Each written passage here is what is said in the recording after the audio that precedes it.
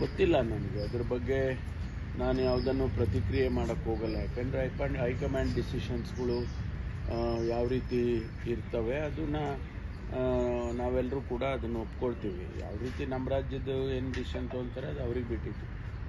Sir, Udayagiri ಚರ್ಚೆ ನಡೀತಾ ಇದೆ ಸರ್, ಅದು ಗೊತ್ತಿಲ್ಲಪ್ಪ ನಮ್ಮ ಹತ್ರ. ನಾನು ಯಾವುದ್ರಲ್ಲೂ ಕೂಡ ಚರ್ಚೆನಲ್ಲಿ ಭಾಗವಾಗಿಲ್ಲ.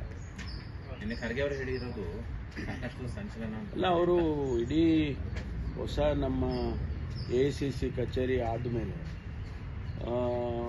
AICCಯನ್ನು ರಿಶಫಲ್ ಮಾಡಬೇಕು ಅನ್ನೋದು ಭಾಳ ದಿವಸದಿಂದ ಚರ್ಚೆ ನಡೀತಾ ಇದೆ. ಅದು ಆ ಅರ್ಥದಲ್ಲಿ ಅವರು ಹೇಳಿರ್ಬೋದು ಅಂತ ಅಂದ್ಕೊಳ್ತೀನಿ ನಾನು. ಈಗಾಗಲೇ ನಾವು ಅನೇಕ ಚುನಾವಣೆಗಳನ್ನು ನಾವೆಲ್ಲ ಸೋತಿದ್ದೇವೆ. ಹರಿಯಾಣದಲ್ಲಿ ಸೋತಿದ್ದೇವೆ, ಮಹಾರಾಷ್ಟ್ರದಲ್ಲಿ ಸೋತಿದ್ದೇವೆ, ಡೆಲ್ಲಿಯಲ್ಲಿ ಸೋತಿದ್ದೇವೆ. ಅದಕ್ಕೆ ಪಕ್ಷ ಸಂಘಟನೆ ಬಗ್ಗೆ ಅವರು ಬಹುಶಃ ಅವರ ಹಂತದಲ್ಲಿ ಚರ್ಚೆ ಮಾಡಿರ್ಬೋದು. ಅದಕ್ಕಾಗಿ ಆ ರೀತಿ ಸ್ಟೇಟ್ಮೆಂಟ್ಗಳು ಕೊಟ್ಟಿರ್ತಾರೆ. ಮುಖ್ಯಮಂತ್ರಿಗಳು ದೀರ್ಘಾವಧಿ